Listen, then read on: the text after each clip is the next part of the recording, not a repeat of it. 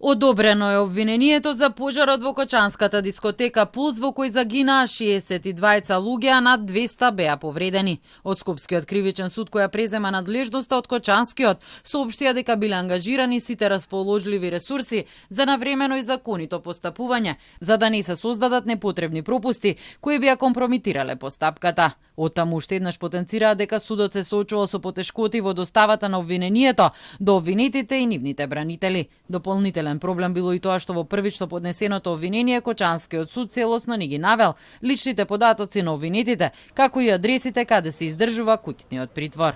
Но и покрај сето тоа, судот во целост ја имаше предвид сензибилноста на постапката, јавниот интерес и пред се чувствителноста на над 250 оштетени лица и семејства на починатите во пожарот.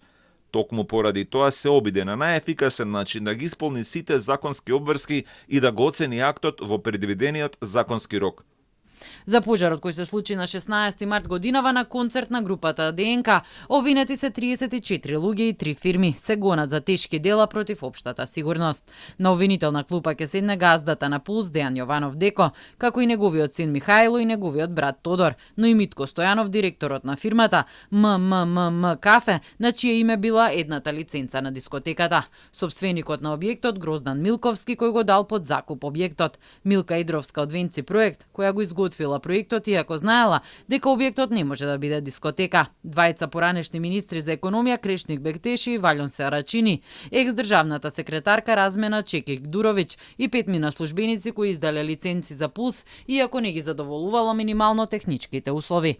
Поранешните кучански градоначалници Радко Димитровски, Николчо Илиев и Љупчо Папазов и тројца инспектори од општината, кои требало да знаат дека дискотеката работи незаконски.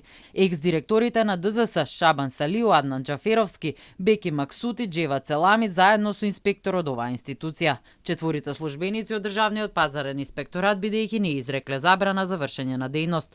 Директорот на Рубикон Јане Јанчевски и четворица вработени, бидејќи агенцијата ја обезбедувала дискотеката вечерта кога изби пожарот. До адресата на кривичниот суд обвинението стигна на почетокот на јули, а е одобрено по речиси 3 месеци, подолго од време траењето на истрагата. Неколку судии се иземени од оценката на обвинението и постапувањето, бидејќи или нивни блиски се бранители на обвинетите, или се во роднинска врска со жртвите. Предметот согласно АКМИС системот е распределен кај судијата Дијана Груевска Илиевска од оделот кривично полнолетни. Дали ќе прифати да ја дели правдата во случајот или ќе бара иземање ќе се знае од понеделник. Минатиот месец обвинение беше поднесено и за вистинскиот собственик на Рубикон Александар Нацев, а откако ќе биде одобрено се очекува да се спои со овој предмет. Уште трае истрагата и за постапувањето на полициските службеници, бидејќи на неа работи само еден обвинител. Пожарот на 16 март во Пулс настана од употребата на пиротехниката, која била набавена нелегално и не била пријавена нејзината употреба на кобната вечер, која однесе во најголем дел млади животи и го зацрни кучани.